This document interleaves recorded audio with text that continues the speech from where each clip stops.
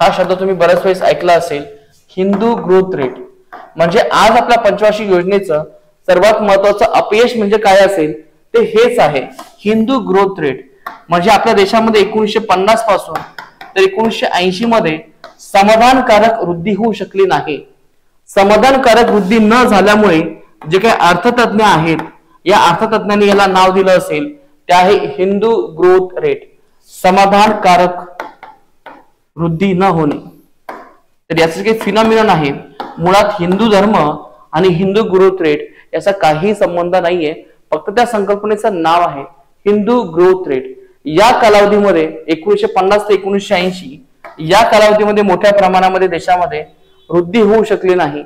याचा जे काही ऍव्हरेज आहे वृद्धी दराचा तो खूपच कमी होता, म्हणून आपण याला म्हटलेलं आहे समाधानकारक वृद्धी नसणे. याचा जे काही उच्चार आहे तो आपण केलेला आहे हिंदू ग्रोथ रेट.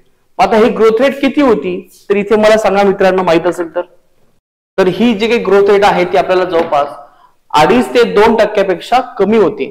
तर हा अंदाज इथे आपला केला जातो. तर लक्षात घ्या 2 ते 2.5% पेक्षा कमी ही आपली ग्रोथ रेट होती. मग आपण हा जो काही फिनॉमिनन जो आहे तो लक्षात घेतलेला आहे हिंदू ग्रोथ रेट. तर हे तुमच्या इथे लक्षात आलं असेल मित्रांनो.